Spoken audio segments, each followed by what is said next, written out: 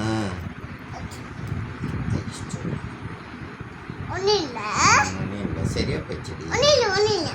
அதனால தான் தாத்தா உன்னை அந்த கையில் விழாத அப்படின்னு சொல்லி. தாத்தா அடியன் தங்கமே, அடியன் தங்கமே, அடியன் வைரமே.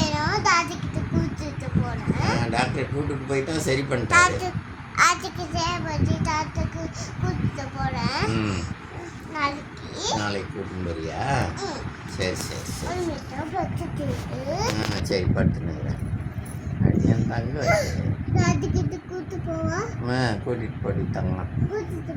கூட்டிகிட்டு போ.